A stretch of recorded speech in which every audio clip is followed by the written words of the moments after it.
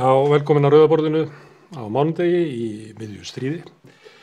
Við ætlum aðeins að bara velta fyrir okkur hvað svona tíma við erum að lifa. Það válegir tímar, klárlega. Við erum allt í einu kippt inn í einhverja veröld og átök sem við höfum kannski búist við en ekki kannski alveg verið undir það búin.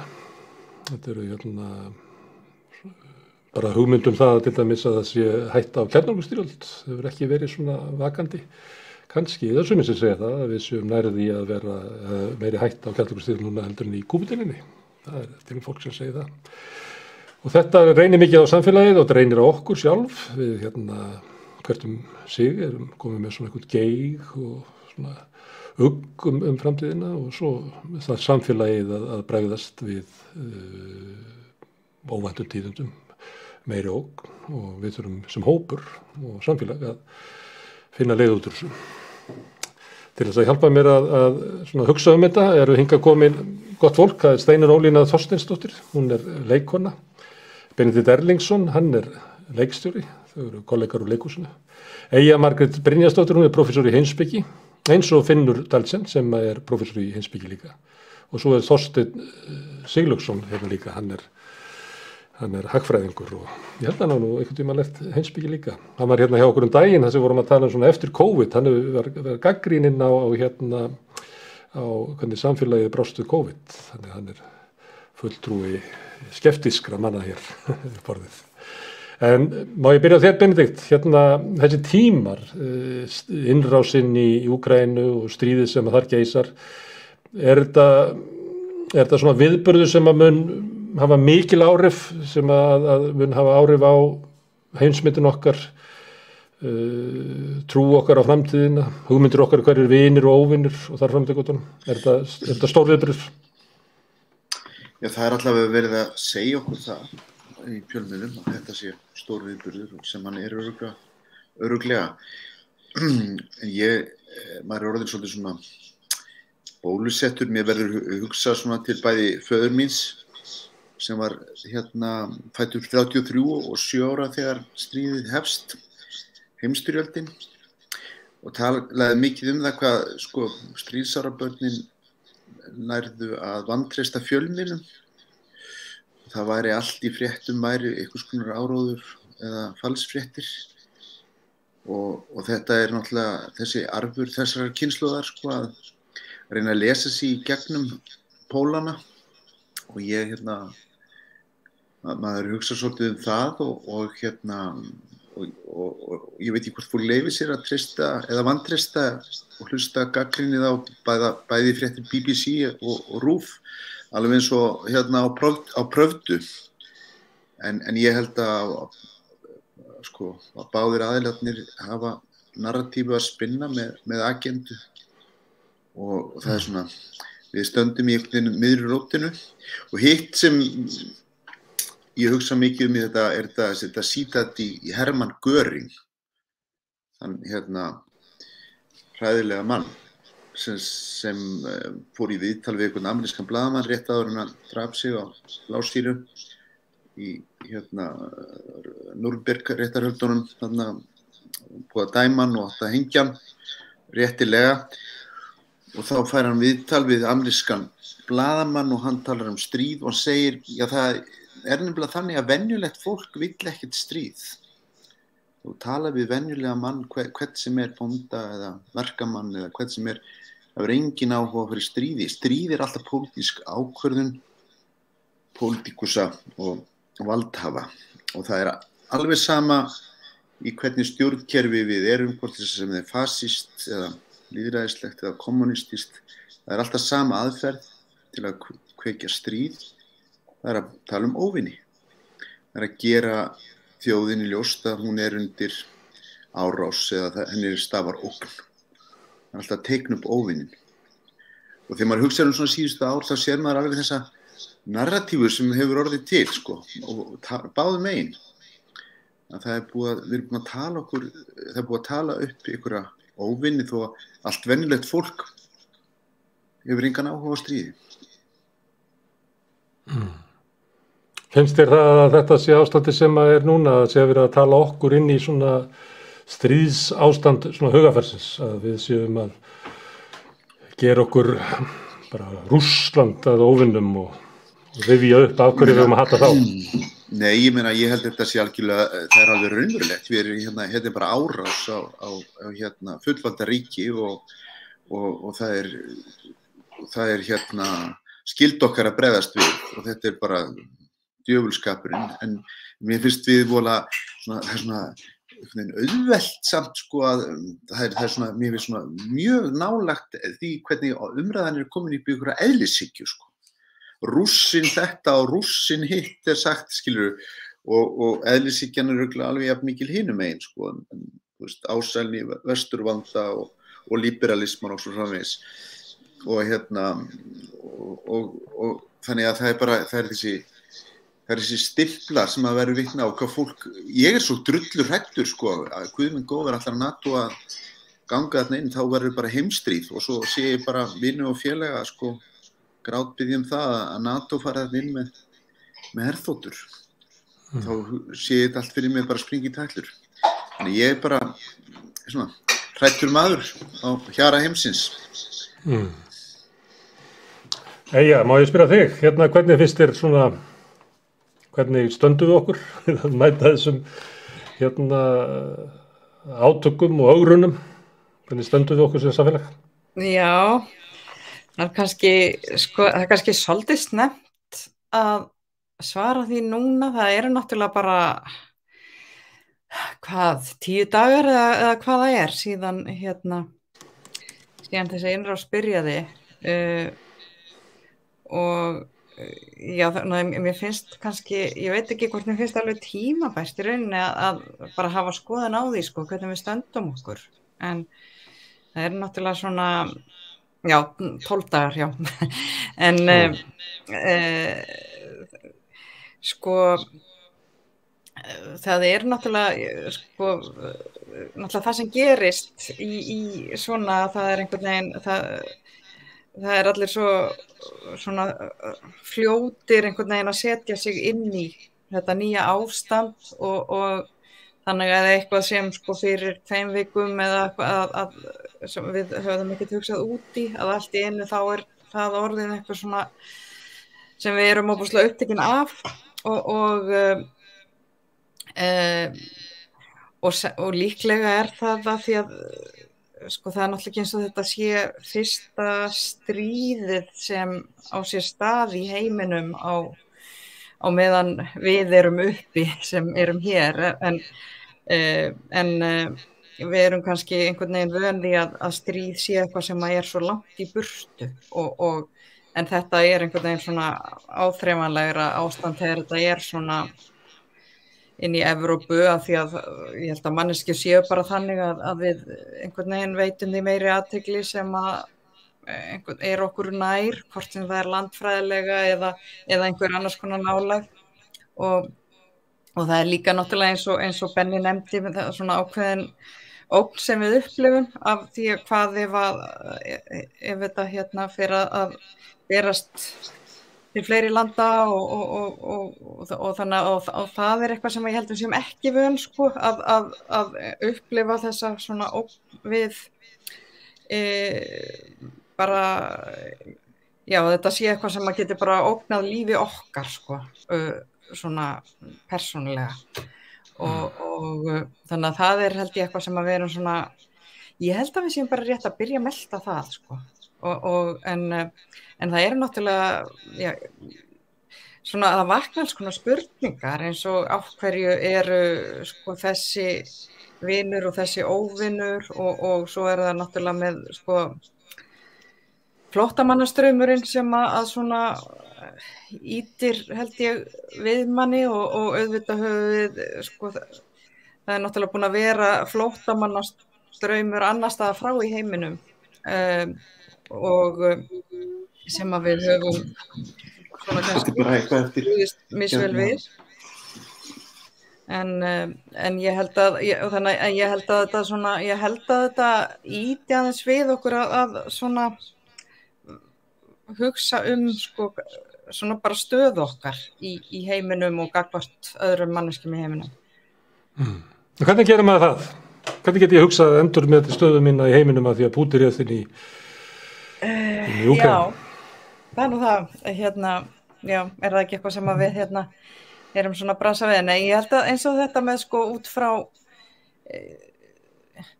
sko kannski þetta að í rauninni, sko því miður þá eru stríð bara nokkuð hversdagslegir hlutir, það að segja, það alltaf stríð einhvers staðar í gangi í heiminum og þannig að það sé nær, að þetta stríð sé einhvern veginn nær okkur og meiri ógn við svona það sem við tengjum okkur við, það náttúrulega kannski bara minnir okkur svolítið á að við erum bara eins og hverjar aðra manneskjur hvar sem í heiminum, að svona hlutir geta gerst líka nálægt okkur, þeir eru ekki alltaf bara einhvers staðar langt í burtu, sko. Steinunn Ólína, má ég því að eiga segir sko stríði nálægt okkur, það ekki svo langt sinna að vera borgarastríðöld í Júgóslavíu og ég kann ekki alveg að reikna þetta svona en ég reikna með að það sé ekkit, það ekki fjær okkur sko, því að ég veit ekki að það væri bara á svipuðu slóðum, en þar var náttúrulega munurinn sá að það var borgarastríðöld smárra fylkja eða héraða sem seinna verður ríki, en núna kemur sko ógnarsterkur eitt af annað af stóru kjarnorkuveldunum sem hafa sko vopn til þess að útrýma mannkyninu átjósunum eða oftar og þannig að það þessi svona rosalegi aflsmunur sem þarna sem var náttúrulega líka í Írak eða árásunum á Líbíu og svona en inn í okkar heimsölvu. Heldur að þetta skiptir máli? Að þessi aflsmunur? Auðvitað gerir það og að því þú varst að spyrja svona hvaða áhrif þetta hefði á okkur eða spyrja það, þá hefur þetta náttúrulega kannski vakið hjá manni spurningum það hvert lýðræðið í manns nánasta umhverfi. Þarna náttúrulega djöflast Pútín einangraður með svona lítilli elítustjórn, hann virðist einhvern veginn verið í litlum tengslum við kannski vilja heimsins sem eins og Benni nefndi áðan, þorri fólks í heiminum vill ekki styrjaldir, vill bara geta vaknað á morgnana og elskast og lesa góða bók á kvöldin, en þannig að hvað getum við gert? Við getum dálítið skoðað okkar nánasta umhverfi og veltið fyrir okkur til dæmis við sem búum á Íslandi, hvernig lítur okkar lýðræði samfélag út og okkar eigin lýðræði ógnað frá degi til dags og ég held að svarið sé já, á þess að ég ætla að fara að tala íslenska pólitík hérna. En ég held að elítustjórnun sé rosalega hættuleg og við séum að sjá dæmi þetta þarna eitthvað algjört rof við heiminn og tímana og ég segi eins og Benni, ég hef mjög miklar áhyggjur og ég með svona tilfinningu eins og ég hafði í upphafi COVID yfir að þetta verði mjög langvinnt og ég nú þeirra skoðunar að það að kenna börnum að virkja sitt innsæi og innsæi sé stundum sterkasta vopn mannsins og það að hugsa sjálfur sé það mikilvægast af öllu og mér finnst þetta bara virkilega óþægileg staða sem komin upp í heiminum og mun tefja okkur núna, við veitum ekki hversu lengi, við að sinna því sem að mannkynið allt ætti að vera að setja áherslu á frekar. Sem að hvað? Já, við vitum það bara stríðsrekstur mun útheimtur óhemju fé og þjóðirnar núna munu örugglega setja umtalsvert meiri peninga í hernað heldur en þær hafa gert. Ég meina evrópskar þjóðir hafa kannski ekki verið að leggja rosalega mikla áherslu á það að vígbúast og hafa ekki þurft að gera það en Þetta mun auðvitað koma niður á grunnþjónustu við allt venjulegt fólk, að áhersla í fjármálum verði allt í einu á hernaðarlega þætti. Og þá þegar það eru stríðstímar að þá kannski eru það þeir sem að tala fyrir stríðinu sem að eiga svolítið sviðið.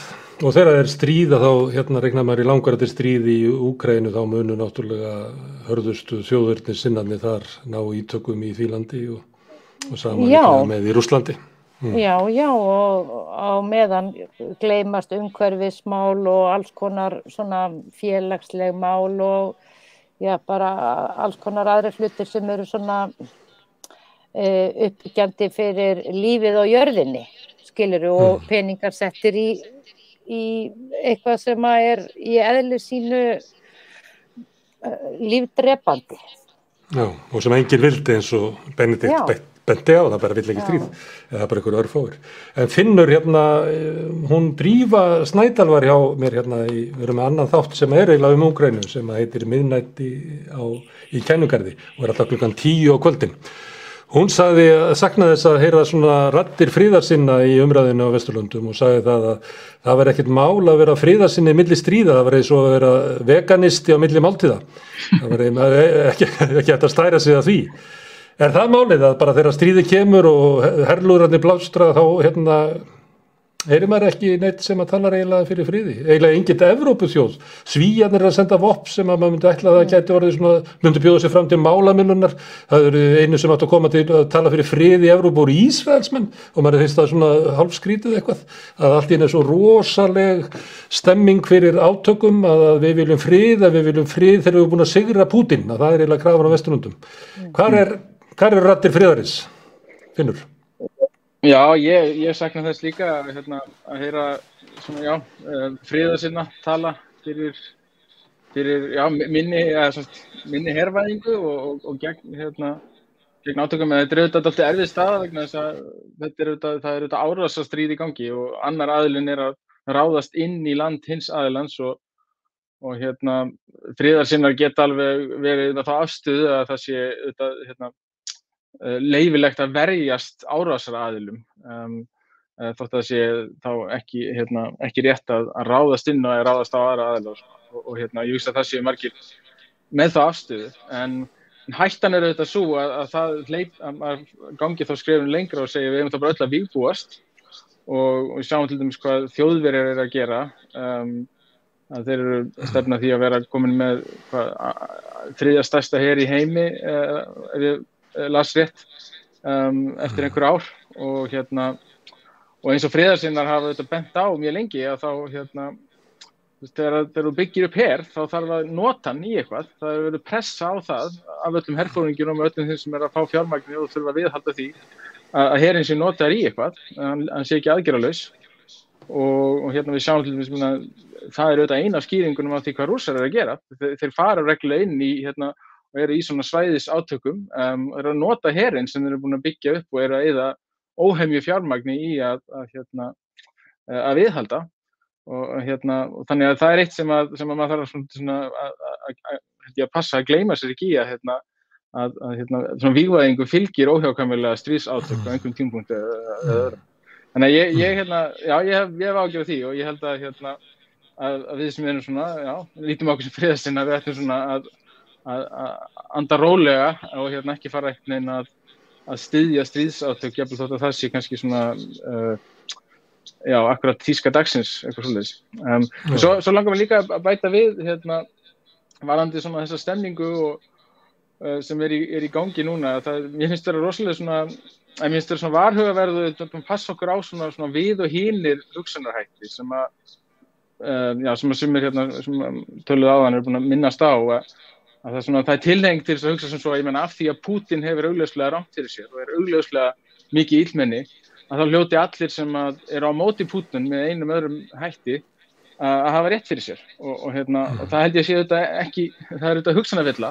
Við getum stutt Úkraínu án þess að styðja til dæmis NATO, jafnvel þótt að NATO sé að minnst kosti orðukveðinu að styðja Úkraínu og við erum að muna það til dæmis að NATO hefur sína hagsmuni af því að að styðja við Úkraínu sem að tengist ekkert endilega úkraínsku þjóðinni eða þeirra hagsmunum, heldur bara þeirra eigin taka sér stöðu gagnvart Rússum. Þannig að maður að passa sig á þeim hugsunarhætti, hugsa bara sem svo að það séu bara 2 lið og maður verði að vera í öðru hvoru liðinu. Ég var að hugsa þetta daginn að því að þetta svona afmennskun óvinnarins. Ég var að velta hvort það væri til hugtaki svona ofurmennskun, að því meira sem ég afmennska óvinnin, því svona stærri hugmyndir hef ég sjálfa mig og réttlætið sem að ég fer með og mínir félagar, að við hljótum alltaf að hafa bara fullkomlega rétt fyrir okkur, af því að hinir hafa alveg fullkomlega rangt fyrir sér. Það svona hverlaði manni. En þú þetta tala þú ert að tala her í Þýskalandi og það kom forsætisráðherra Japan kallaði eftir kjarnorku vopnum inn til Japan, þannig að eiginlega svona þau friðar sem urðu til eftir seinni heimsstyrjöldina virðast bara vera, ég held að verði ekki bara horfast í augu við það, sá kafli bara búinn, hann kláraðist einhvern tímann, en allavega þegar þessi átök koma þá ljóst að sú stefna eða þær hugmyndir, þær eru bara liðnar þegar Þýskaland herfaðist og Japan tekur upp kjarnorkuvopn. Já, ég held að það sé kannski ekki of seint að hætta við svoleiðis áform, eins og til dæmis tilfelli Japans, kannski erfiðara með Þýskaland, en jú, vandinn sá að það rosalega auðvelt að eskalera svona deilur og átök, en það tekur langan tíma og miklu erfiðara að trappa niður aftur. Og það tekist á mjög löngum tíma frá seinni heimsstyrjöldinni og auðvitað með alls konar stríðum inn á milli að trappa aðeins niður í þessum hernaðarbrölti Vesturlanda og annarra tengdra þjóða en já, þannig að ég held að það sé mjög hættulegt að fara núna, til dæmis það er mikið tal það í Svíþjóð og í Finnlandi að mögulega gangi í NATO og það er auðvitað gert bara núna síðustu 12 dögum er strax farið að tala þetta eins og þetta sé eitthvað sem þurfa að gerast bara á morgun og ég held að við sem erum til vinstri og þorum að láta fólk vera ósammála okkur í einhvern tíma, að við ættum svolítið að tala gegn þessu og bara segja fólki að anda rólega og það þurfa ekkert að fara í þjóðaratkvæðagreiðslu NATO-aðild til dæmis meðal svona þjóða núna í voru eitthvað svoleiðis. Danir allir í þjóðaratkvæðagreiðslu í sumar að auka útgjöld til hermála. Þetta er komið ljós hvað það er. Systurflokkur VG og kannski Sósíalista líka. Enellisten tók ekki þátt í því á móti þeim hugmyndum.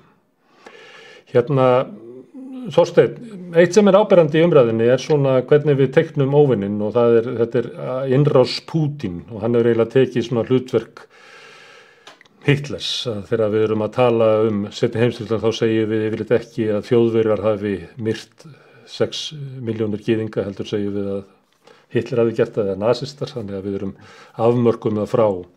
Og þá kemur þessi svona hugmynd að sé einn sturlaður maður sem að leiðir þjóð og heri áfram til þess að fullnægja eigin persónulegum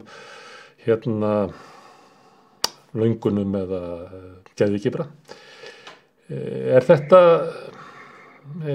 Pútín, maður getur spurt sig öfugt ef að Hitler hefði orðið fyrir strætó eitthvað staðar í Austurríki, hefði þá ekki orðið í seinni heimsstyrjöld? Ef að Pútín hefði fengið hjartaáfall fyrir 10 árum, væri þá ekki þessi átök? Ég hef nú aldrei verið hrifinn af Pútín. Þótt hann frekar skuggalegur náungi, alltaf.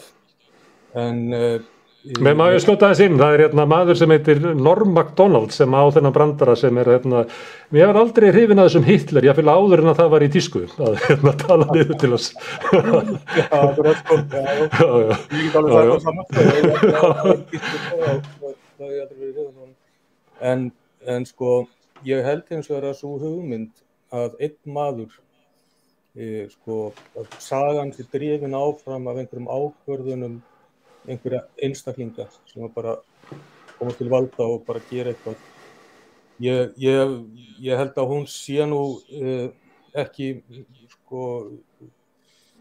mjög svona raunsæ og ég held að það sem að við erum að reka okkur á og erum að fá framan í okkur svolítið núna það að hugmyndir okkar sko endalok sögunar, að þetta kannski ekki eins einfalt og eins og við héldum einhvern tíma, sko. Að sagan, hún væri bara enda í því að lýðræði og frjálst markaðshagkerfi væru einhvern veginn það sem allir vildu stefna að. Og ég held svolítið, sko, ég veit ekki, sko, það náttúrulega, sko, það tók mig 1,5 ár að átta mig svona kannski til háls, hugsanlega, á því hvað þetta COVID snerist sko. Og nú 12 dagar síðan að þetta byrjaði þetta. Þannig að ég er hræddur að það sé ekki endilega auðvelt að svara þessu. En það sem ég gerði núna daginn var að ég fór að skoða eins BA-ritgerð sem ég skrifaði 1991, sko. Sem að fjallaði eiginlega, sko, þessi togstreitu milli hugmyndafræðilegu togstreitu og milli austurs og vesturs. Og og þá Rússland sem sagt og Vestur-Evrópu og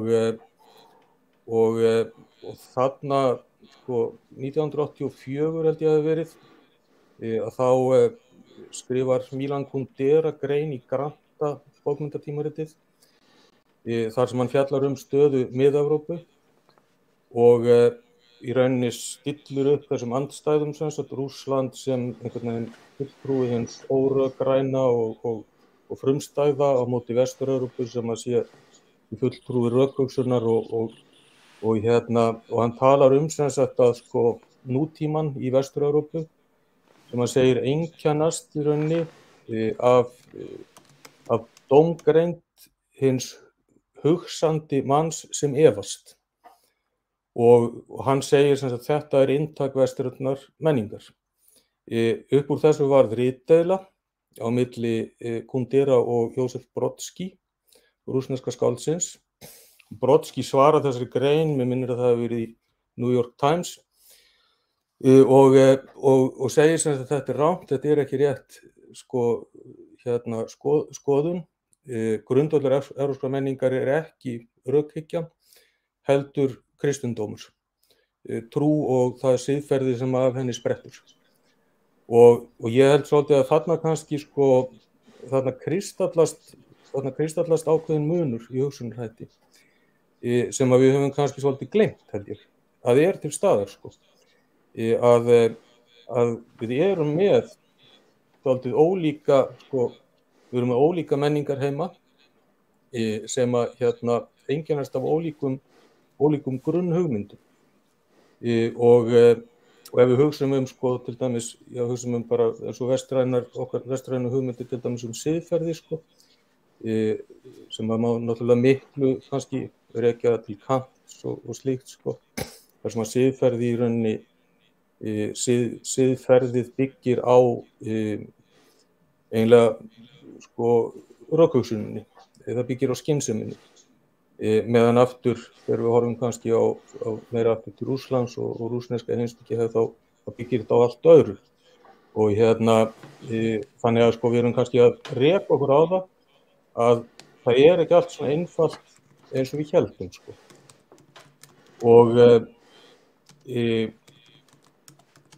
Og það þetta, sko, það kannski, ég veit ekki, það kannski, sko, það skýrir ekki, eins og þeirra náttúrulega ég rétt að byrja að reyna einhvern veginn að hugleiða þetta, sko, en það skýrir þetta ekki og afsakar, og það ekkert sem afsakar þetta, sko, árásarstríð gegn fullvalda þjóð, eins og Rússar eru núna að fara út í.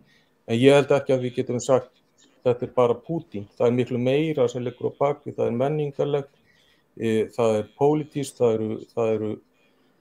eru líka, sko, náttúrulega ótti við áhrif hinnar blokkarinnar sem eru NATO og Vesturland og alls konar hlutir, og við vitum náttúrulega ekkert nema óskaplega lítið í rauninni.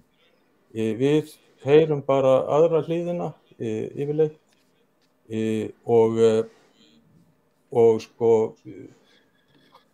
þannig að það að reyna að skilja þetta erfitt fyrir okkur.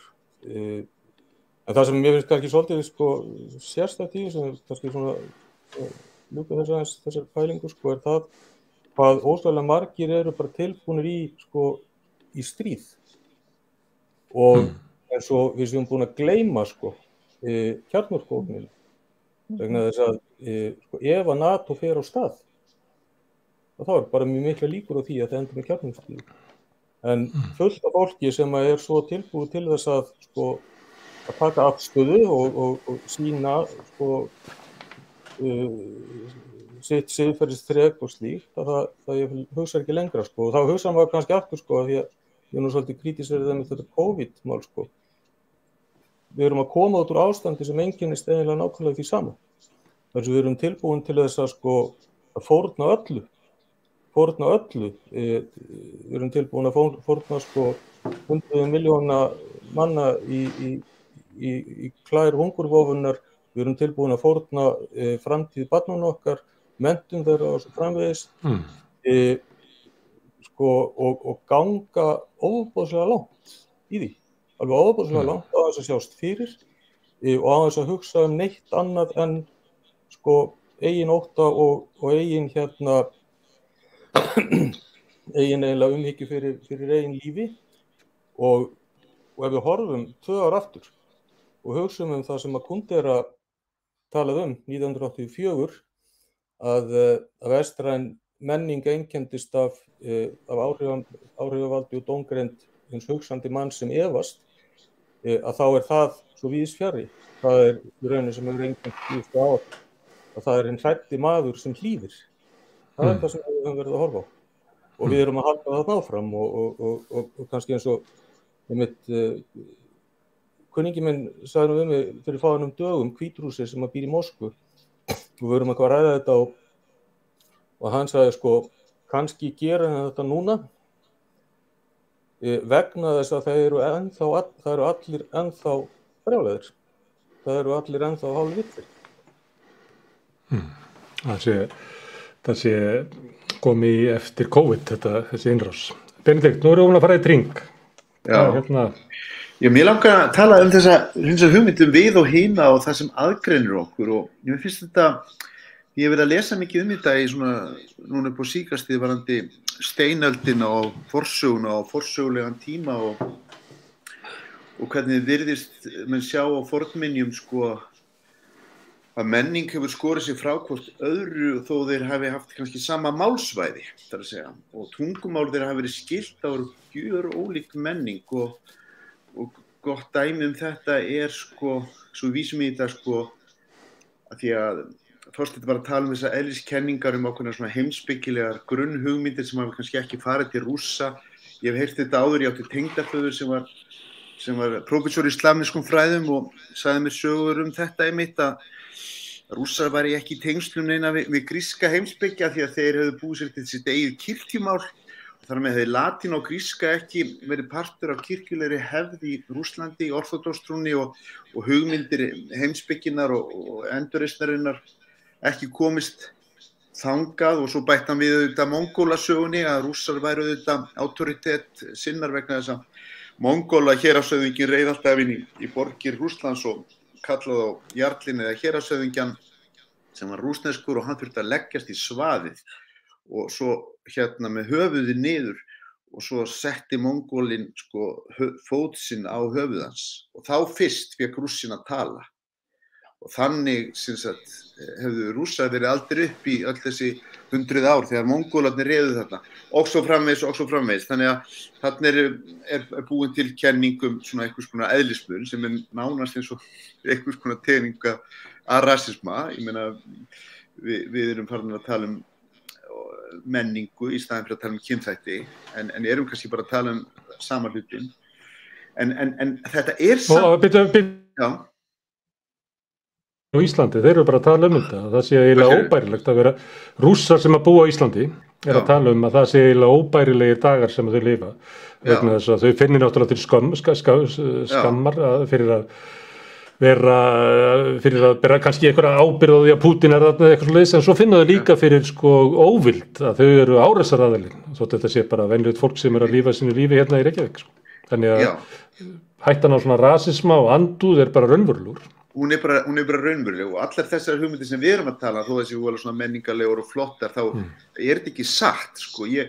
En á einhvers staðar þetta, sko, svo þetta samt þannig að það virðist vera við skilgreinum okkur með því að velja okkur frá öðrum hlutum.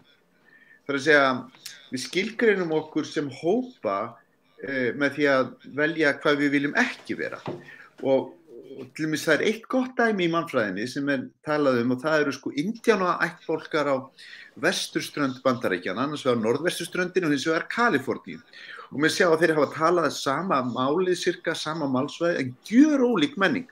Annar þeir á norðurströndinni, þeir voru með þræla og voru miklir myndlistamenn og skáru út mikla skúltúra sem eru mjög vinsælir í öllum galleríum í dag og höfðu svona meira hierarkí, meðan Kaliforníu indjánarnir, þeir byggu í smáum húsum og voru ekki sko stórtækir og ekki í svona stórum skúlturum og enga þræla og voru ekki akuryrkjumenn, þetta bara söfnuðu hlutum og þannig að sko það virðist ég á þessum tíma að þetta hefur verið meðvituð pólitísk ákvörðun, að manneskjan hefur haft pólitíska meðvitund til dæmis það að vera ekki akuryrkjumanneskja, að vera bara safnari sem kannski hafa alltaf haldið að það væri bara eitthvað svona sem gerðist bara automatist sko.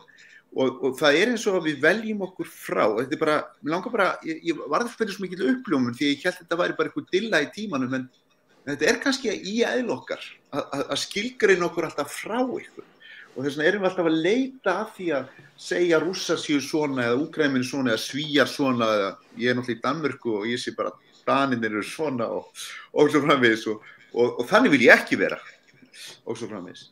En það önnur hugmynd sem ég finnst mjög hættuleg sem partur af þessu sem orðin til í Rússlandi og reyndar í Kína og það þessi skilgreining á orðinu demokrati. Þeir eru farnir að segja mjög opinskátt sko við erum ekkert fyrir þetta liberal demokrati ykkar. Það bara heimsveldastefna og kolonismi sko. Við erum fyrir autoritæri demokrati. Autoritæri demokrati. Það eitthvað nýtegundar demokrati. Og Kínverjar að þróa sitt eigið lýðræði sko, þú veist, með svona þessum hætti og tjalda lýðræðisorðinu og Rússar tala þetta mjög opinskátt. Og þannig orðin sko hugmynd sem getur orðið svona aðferð til þess að skilgreina sig frá öðrum og getur bara valdið, við erum að búa til landslag, þetta eins og eldgos, eins og hugmyndi geta verið.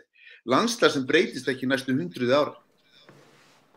Og það það sem hefur verið að fæðast síðustu áratugum finnst mér og gerir mig svona skelfingu losnum hrættum kallmanni hérna á norðurhveli jarðar.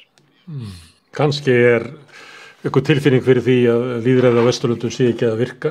Það er mikil pólitísk ólga á Vesturlöndum og mikil svona hugmyndur það að samfélagið þjóni ekki öllum. Það er alls konar hugmyndur að kollvarpa raunverulega svona eftirstríðsára mannúðarbaráttunni. Það er verið að skrúa ofan af kvennabaráttu og baráttu hinsegins fólks í Bandaríkjunum og það er verið að loka landamærum og það er svona margt sem það er hryktir í Vesturlöndum. Gunnar, nú talaðu eins og Þorsteinn lýsti einum evrópska manni, hann sagði maðurinn sem efast og kannski bara áttum við ekki á okkur hvað lýðræði okkur er gott og hvað það virkar vel en við náttúrulega leifum okkur alltaf að efast það og benda á vondulíðarnar.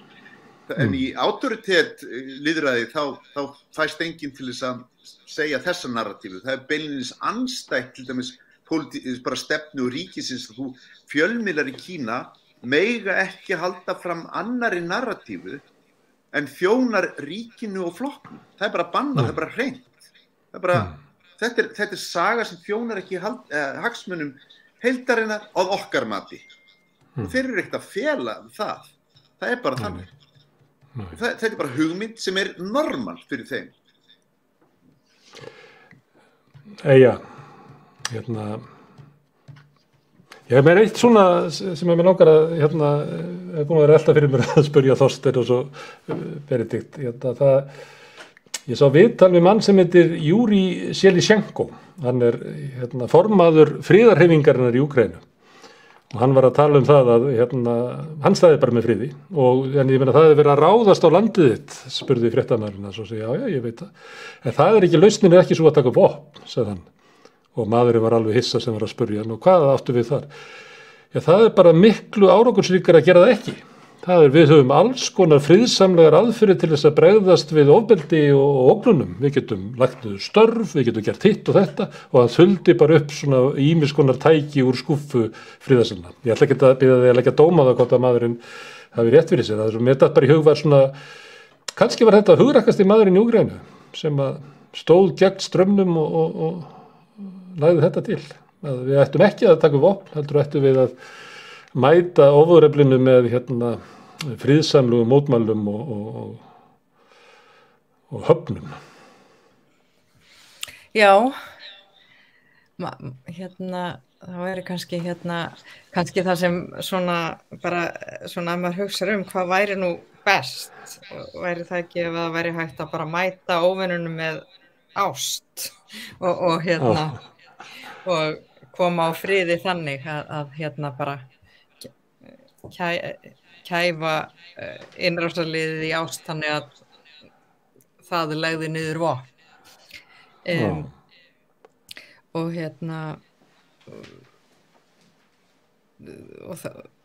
við höfum nú svo sem kannski séð svona aðeins svona í þeim anda eins og þegar svona hefur verið einhverja svona eins og þessi myndbönd sem við höfum séð kannski af einhverjum rússneskum liðhlaupum eða sem svo einhverjir íbúar í Úkraínu eru að gefa þeim að borða og leyfa þeim að hringja í mömmu sína og eitthvað svoleiðis sem er svolítið svona í þessum anda að fá í rauninni að bara fá hermennina til þess að hætta að berjast en það sem er kannski svona það fyrir að blasa svo við það hvað þetta snýst svo mikið hugmyndafræði og það er ekki hægt að bara reka stríð án þess að það sé ákveðin hugmyndafræðilegu grunnur til staðar. Það þarf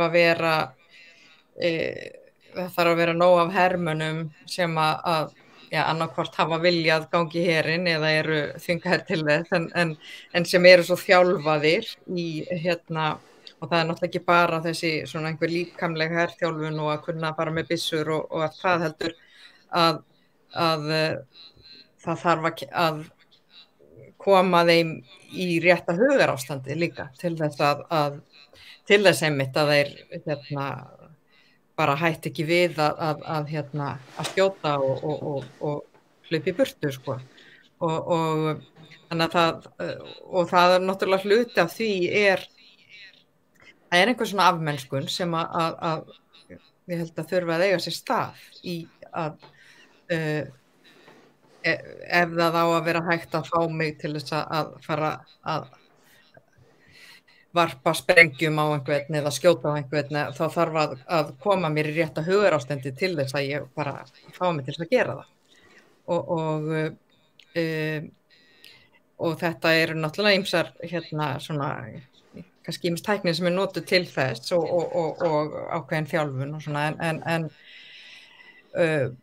svo sjáum við náttúrulega líka þannig að þetta snýst svo mikið á bæði einhvers konar áróður en líka innrætingu og svona í rauninni hvernig af því að það hefur svolítið verið talað menningu en þetta er einhver svona einhver hluti af menningunni sem að þarf að fela í sér og líka í viðkomandi samfélagi það þarf að vera ákveðin stuðningur við bara herinn og það sem á sér stað á þeirra vegum og það er náttúrulega þess vegna sem við kannski heyrum að því að eins og að það sé verið að skrúfa á fréttaflutning frá öðrum löndum til Rússlands og allt það af því að það þarf að vera til staðar ákveðin svona stuðningur hjá rússnesku þjóðinni við það að það sem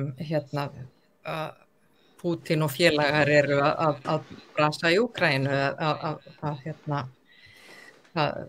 ef þeir færu að fá of stóran hluta þjóðarinnar upp á móti sér, að þá gengi það ekki. Já,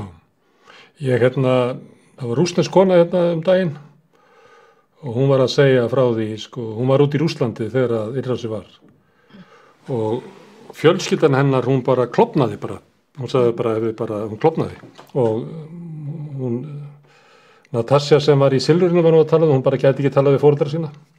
Að þetta er náttúrulega átök sem að kljúa þjóðina alveg þvers og kruss, þannig að kannski er rosa erfitt fyrir okkur að segja að Rússa verða að rísa upp vegna þess að það er bara, kannski, því að það eru allir klofnir og kannski bara einhver tilvílun sem ræður hvoru megin þú lendir og erfitt að sjá fyrir sér að þú til þess að fara út að mótmæla þá þú ert ekki að svíkja stjórnvöld, þú ert að svíkja fjölskyldu þína, ættina þína og allt svoleiðis. Já, svo áttu hægt að vera handtekinn líka Já. Þannig að það er náttúrulega kannski auðvelt fyrir okkur að segja hvað okkur finnst að þau eigi að gera sem að við búum við alltaf aðstæður. Herðu, Steinunn, má ég spyrja þig? Hvort eigum við að biðja frið, skýrlustlaust frið, eða eigum við að biðja að við viljum sigra Pútín til þess að búa til frið? Ég hef engan áhuga á friðin nema við losnum við Pútín og vinnum hann, sigrum hann. Er þetta sikkur hluturinn? Hvernig á ég að svara þessu? Ég er náttúrulega fyrst og fremst fylgjandi því að við eigum að biðja frið. Ég veit ekki hvort að það fáist þótt Pútín yrði ráðinn á dögum. Ég veit ekki hvort eitthvað betra tæki við í Rússlandi þó að hans nýtt ekki við. Ég hugsa að hann sé nú valdaður af ekki síður efnilegri kúgurum allt í kringum hann.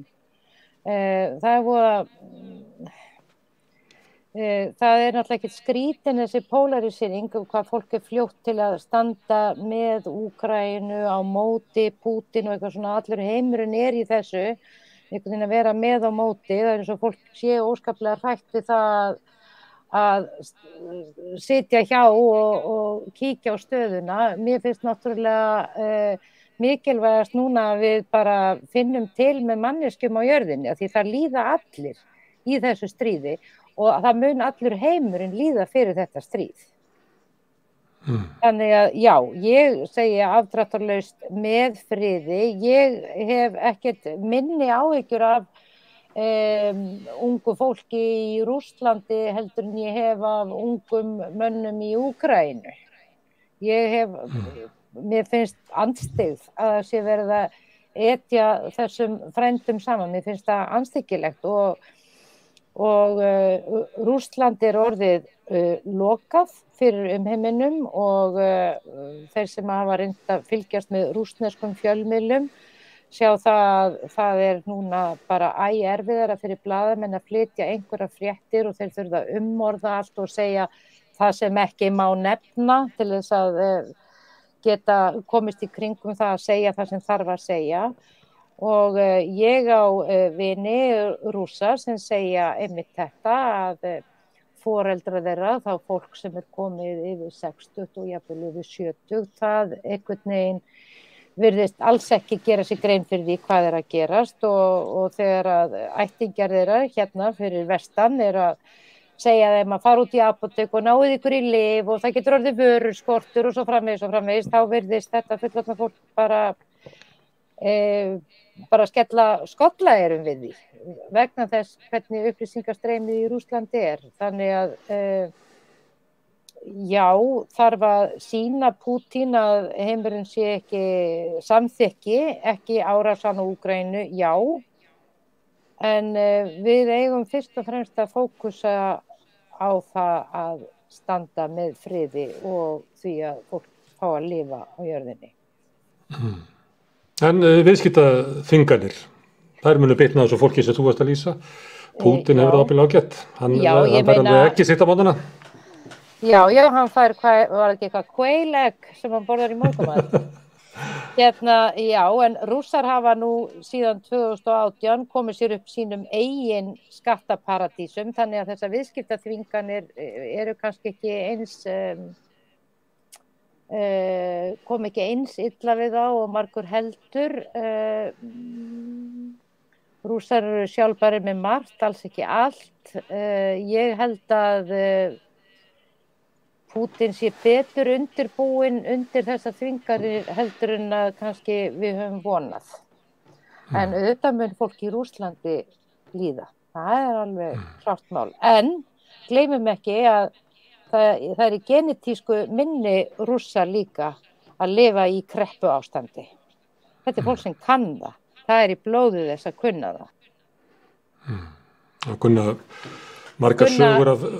Já, kunna að lifa naumt, búa við skort, þurfa að snúa sér að svona einhverjum sjálfsþurftarbúskapi og þú veist, þetta fólk kann það sem að við kunnum til dæmis kannski ekki óskaplega vel. Nei, umsátrið Leningrad var þetta fólki sem var þar fyrir innan lifði bara hrylling. Og það eru náttúrulega svona kynslóða minni og kynslóða sár sem að taka sig upp út allan heim. Þjóðverjar voru djarfir að senda vopn, svo kom í ljós að vopnin sem þeir sendu voru víst hálf ónýt. Og nú ætla þeir að fara að einbeita sér að hernaði. Þjóðverjar hafa verið uppfullir af skömm yfir sinni fortíð. Og það er djúpt í þeim, jafnvel þótt að þeir eigi ekkert að vera það, sko. Þetta er flókið, sko. Sagan býr í fólkinu og ég til dæmis veit að einn Rússi vinur minn sem að þolir bara illa að heyra flugvélar fljúga yfir hausamótunum á sér hérna í Reykjavík og hann hefur aldrei lifað styrjöld. Og þetta er bara, hann veit ekkert af hverju, en þetta er bara eitthvað úr hans fjölskyldusögu sem að bara fer illa í hann. Já. Það eru víst í rannsóknir sem að segja að tráma geti erfst genist. Sálrænt áfall geti fest í okkur þannig að við færum það til barnan okkar.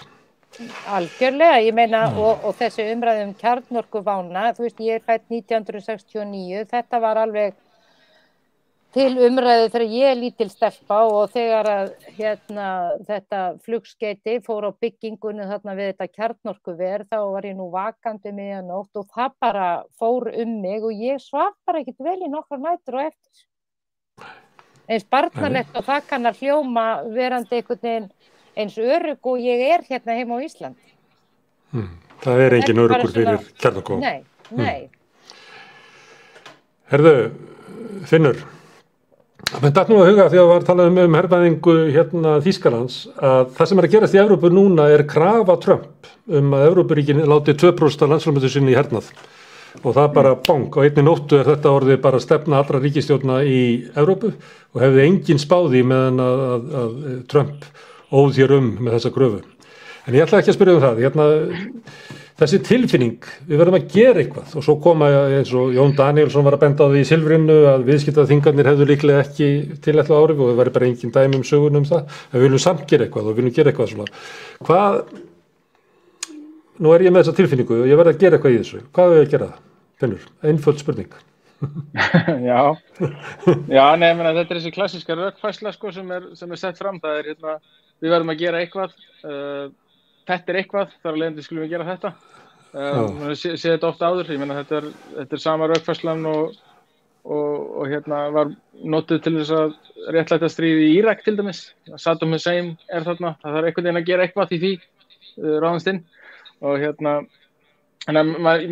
áhyggjur af því, ég hef áhyggjur af því að það sé verið að beita svona rökum, sko, að jafnvel þótt að margt bendi til þess að þetta hafi ekkert sérstaklega mikil áhrif og jafnvel engin áhrif á stefnu stjórnvalda, þá er þetta gert bara svona ef að þetta skildi kannski hjálpa eitthvað til. og það sem að mér finnst kannski, ég meina, en svo þetta, ég meina það alveg rétt, ég meina maður auðvitað hugsa þannig að það þurfi einhvern veginn að reyna allt sem hægt að reyna. En þá þarf auðvitað að hugsa líka sko, hverjir eru hagsmunirnir, sko, ég meina, hverjir eru það sem eru að þrýsta á viðskiptaþvinganir. Það fólk sem það eru lönd og þjóðir sem eru með aðila innanborða sem hafa kannski bara ágætis hagsmunir að því að veikja rússneskan efnahag í heild sinni. Þannig að það getur lagst saman einhverja hagsmunir og einhvers konar réttlæting sem á einhver lítið rétt af sér að reyna með viðskiptaþvingunum að veikja Rússa. Og maður hefur áhyggjur af því að það sem maður kannski býr í raunverulega baki sumt af því sem verið að gera eitthvað annað heldur en vilji til þess að koma einhverjum harðstjóra frá völdum í Pútín, sko. Þannig að ég veit ekki, ég kann ekki að meta það. Ég meina þetta Jón Danielsson betur til þess fallinn að meta áhrif af svona viðskiptaþvingunum. Já, en jú. Já, en það er krísur eru oft þannig að þá stökkva menn fram og þetta sönnunin á því sem ég hef alltaf verið að segja, að það ógn af Rússlandi, þess að verið að herfaða norðurslóðir og þess að verið að finna að gangi í NATO og eitthvað svoleiðis. Og þetta akkurat það sem við þurfum að gera, við þurfum að veikja efnaðinn og svona, þannig að oft leiðir krísa til þess að þeir sem hafa bara stöðu til þess á sínum tíma að ná sínu fram, þó svo að það sé ekkert svar við krísunum sem við stöndum frammi fyrir. Það ekki líka? Jú, ég meina þetta náttúrulega það sem að Naomi Klein benti á í frægri bókinni The Shock Doctrine, að það er einhver krísa, það er beðið eftir einhverju krísu, valdamiklir aðilar bíða eftir krísu til þess að setja svo í gang áætlun til þess að sölsa undir sig einhver völd eða einhverja auðlindir eða hvað hann sko, og þetta er bara þekkt aðferð sem hefur verið beitt aftur og aftur og aftur og maður hræðist að það sé eitthvað svipað sem að geti gerst eða sé einhver leyti nú þegar að gerast, án þess að ég raun og veru geti lagt mat á það akkurat með þetta, þá er þetta eitthvað sem ég held að við verðum að vera vakandi fyrir að að svona einhverja aðilar einmitt noti þetta sem tækifæri til þess að ná fram einhverjum ná einhverju öðru fram. Ég heyrði eitthvað segja það bara öðru með þriðja degi eftir innrásina, þá sagði hann ég hef bara ekki fundið fyrir svona samstöðu á Vesturlundum síðan eftir hryðjuverkin 11. september og hann var að segja þetta eins og þetta væri sko jákvætt, en ég upplifði þetta sem algjöran horror því að þið úr grunnið samstöðuna sem var þá var náttúrulega farið út í alls konar ódæðisverk út allan heim. Þorsteinn, óttast þú samstöðuna, að þeirra allt inni verður svona rík samstaða, það getur verið gott, maður getur liðið vel inn í því, en ættum við að vera skeptísk gagnvart því? Ég held að við eigum alltaf að vera skeptísk að það slíku og ég bara minni aftur á það sem að Kundera sagði á sínum tíma. Sko, við þurfum að hugsa og við þurfum að efast og sko samstaðan eins og við sáum eftir hryðjuverkin 11. september sem að leiddi af sér stríð og hörmungar náttúrulega, stríð sem var farið í meira að segja á fölskum forsendum og eflaust, eins og Finnur að segja, sko, hagsmunir sem að ráða miklu þar á bakvið. Og ég reyndar, sko, held ég að þessar viðskiptaþvinganir gagnvart Rússlandi núna séu eflaust eru aðilar sem að hafa hagað þeim og eflaust eru aðilar sem að græða þessu og allt það. En ég held samt sem áður að þetta sé meira þetta að við verðum að bregðast einhvern veginn við verðum að gera eitthvað, við verðum að sýna að okkur ekki sama. En ég held að kannski, sko, og það held ég sé sjálfur sér, en svo getur vel verið að það sem við erum að gera sé að bara í rauninni hitt okkur sjálf fyrir og sé miklu skaðleira fyrir okkur líka og hafi hugsanlega engin áhrif, sko, getur vel verið. En samstaða án hugsunar og án efasemda er mjög hættulegt og ég, sko, þegar þetta var að byrja, það er svolítið athyglisvert, sko, að því að ég var nú í skóla út í Fraklandi fyrir löngu síðan og við höldum alltaf sambandi, sko, þessir bekkjarfélagar við höfum svona spjallað allt milli himins og jarðar og okkur gekk til dæmis alveg ágætlega að rífast COVID alveg sko í meira en ár með mjög ólíkar skoðanir og allt en aðeins að neitt kæmi alvarlegt upp á sko.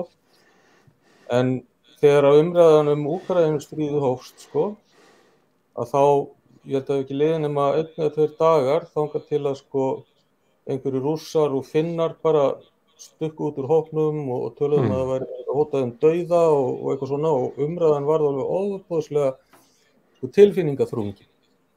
Og svo tókst nú reyndar að jafna þetta sko, þannig að það tókst nú að koma þessu aftur í gang og fólk bara lærði að passa sig betur og slíkt sko, en þarna sá maður svolítið þennan sko, akkurat eins og Steinólin að vera að tala áðan sko, þennan þessa sögu sem þarna bakvið sko.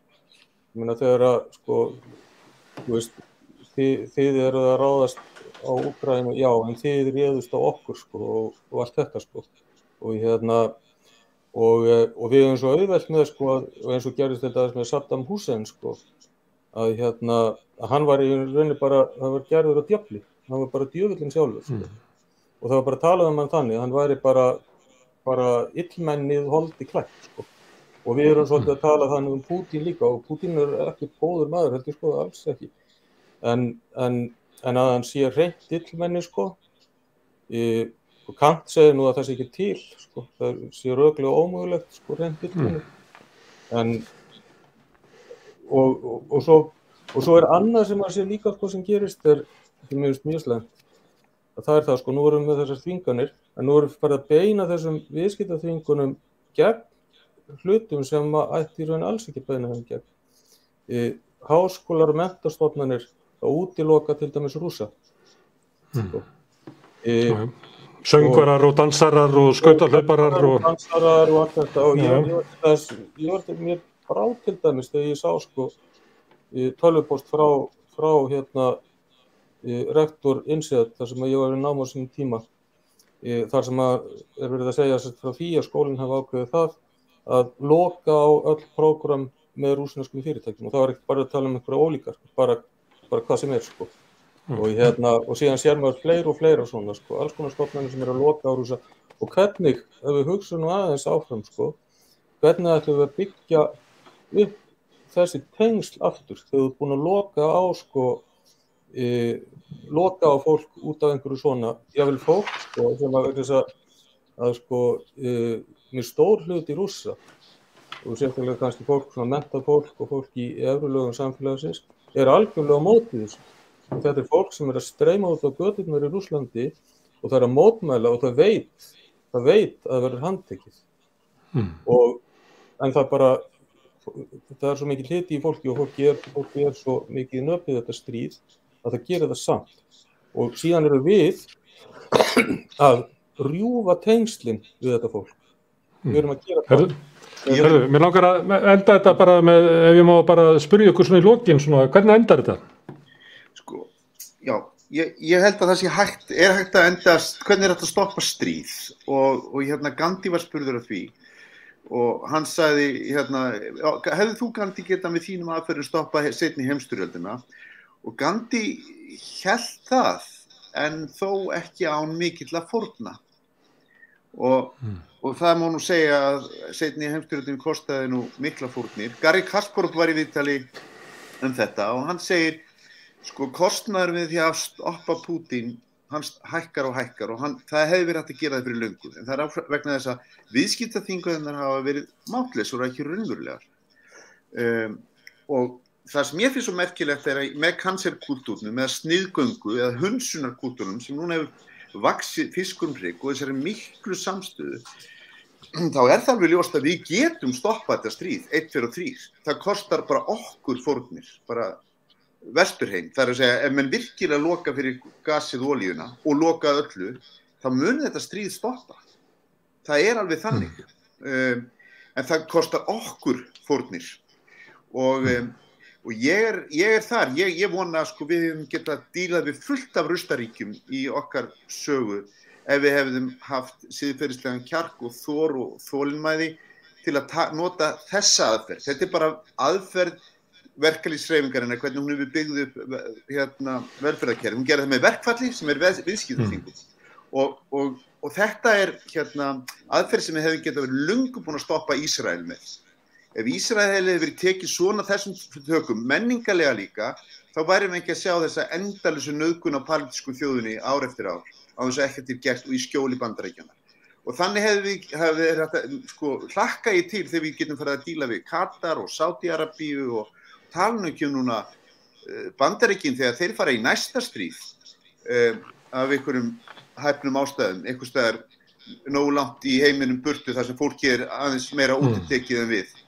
Höfum við þá samstöðu til þess að fara í viðskiptastríð við Bandaríkin eða sniðganga það að Evrópa hneykslist hún í tær eins og hún ætti að gera. Og það kannski það sem jákvætt við þetta. Ég held að ef þessar viðskiptaþvinganir verða svona öflugar og verða öflugar en þetta og þær býti svona, þá hefur þessi móralski heimur eignast raunverulegt tæki eða fengið trú að þessu tæki að það hægt að kæfa Rustaríki ef menn standa saman. En ekki alltaf eitthvað gat, það voru 2 bankar skildir eftir, annar í eigu ólígarkana, hinn í eigu ríkisins og Pútín. Það alltaf skilja eftir eitthvað göt, þannig að þetta sem að þú ert að tala þetta ofura allsherjarverkfall gegn Rússum, það ekki í gangi. Nei, og maður heyrir það, það var Swift var lokað á nokkra banka og Þjóðverjar vilja ekki skrúa fyrir gasið strax og svo framvegis. Ég meina því að þetta kostar okkur fórnir, en ég meina guðum góður ef maður ber saman þær fórnir í einhvern stuttan tíma við þær fórnir sem verða nú færðar í mannslífum. Og tölum bara kolefnisspor, sjáðu bara fórnina sem við færum með stríðsframleiðslu eða stríðsgagnaframleiðslu. Það ekkert jafn tilgangslaust í þessu heiminum en að framleiða stríðstól. Það fullkomlega tilgangslaust kolefnisprubb, tæki til að sprengja, skemma og eyðileggja og svo þarf að brenna meira kolefni til að byggja það aftur upp. Þetta fullkomlega dæmigert með þessa galna manneskju sem að farga sér í þessu lokaða kerfi. Og nú þetta prubb komið aftur á stað. Verðmætamat heimsins ekki alveg eins og þú stillir hann upp því að 9 stærstu vopnaframleiðendur á Vesturlöndum sem að verðmæti þeirra fyrirtækja var svona álíka og ársframleiðsla Úkraínu þegar stríðið hófst, en nú hefur það aukist þannig að þessi fyrirtæki orðin verðmeiri heldur 1,35 þannig að það eru 12.000 milljarðar. Nei, en markaður ekki sammálaður, Benedikt. Herðu, ég veit ekki hvort að þið viljið glíma við það að svara örstuttu máli, hvernig endar þetta? Já, ég ekkert voðalega bjartsýn. Þetta endar sjálfsagt einhvern tímann, en það geti tekið miklu lengri tíma heldur en bara við viljum einu sinni ímynda okkur og það svona á eftir að kosta náttúrulega bara miklar þjáningar og þannig að já, en ég þori eiginlega ekki að spá einu eða neinu nema bara að þetta bara ekki gott og verður ekki gott á næstunni. Nei, þetta mun kosta mörg mannslíf og þetta mun eyðileggja mörg líf og þetta mun eyðileggja margar æskur, þetta mun setja fólk á flótta þar sem að verður rótlaust og slitið frá sögu sinni og menningu og fjölskyldu, þetta mun kljúfa fjölskyldur í Rússlandi, þetta er botlaus hörmung og við setjum í því. Ég þakka ykkur kærlega fyrir ágæta fólk að koma hingað og hjálpa mér og kannski hlustendur sem að stöldru við að reyna að skilja þessa tíma sem við lifum. Steinunn Ólína Þorsteinsdóttir, Eyja Margrét Brynjarsdóttir, Benedikt Erlingsson, Finnur Delsen og Þorsteinn Sigurlaugsson. Kæra þakkir. Hérna á eftir verður þáttur á samstöðinni sem að heitir Rauður raunveruleiki. Þar eru ungir menn Karl Jeðinn og Trausti Breiðfjörðs sem að hitta Júlíus K. Valdimarsson sem er húmanisti, búin að berjast hér húmanískri baráttu og friðarbaráttu á Íslandi áratugum saman, þeir ætla að spjalla saman. Hérna klukkan 10 í kvöld, þá verður þátturinn miðnætti í Kænugarði, klukkan 10 og íslensku tími miðnætti þar úti. Þar ætlum við að spjalla um efnahegin í Úkraínu. Hann kemur hingað Hilmar Þór Hilmarsson sem er sérfróður það mál og raunverulega efnahag í Austur-Evrópu og hann ætlar að ræða svona efnahagslegan styrkleika Úkraínu. Atli Þór Fandal sem er framkvæmdastjóri Transparency á Íslandi. Hann ætlar að tala spillingu í Rússlandi og Úkraínu og svo kemur Rósa Björk Brynjólfsdóttir, fyrrverandi þingkona, og hún ætlar að tala svona afstöðu vinstrisins til NATO og svona þær raunir sem að vinstri að gangi í gegnum með sína friðarstefnu þessa dagana. Þannig að við erum á hverju kvöldi frá sunnudegi til fimmtudags erum við að reyna að skilja stríðan úti í þáttunum miðnætti í Kænugarði. Ég hvet alla til þess að dreifa þáttunum okkar, læka síðurnar okkar hér og þar. Þeir sem að vilja styrkja uppbyggingu samstöðurinnar geta gengið í alþjóðfélagið. Það kostar svona eins og 2 kaffibollar á mánuði að styðja dagskrárna hér. En ég þakka ykkur sem að koma á rauðaborðinu kærlega fyrir í kvöld.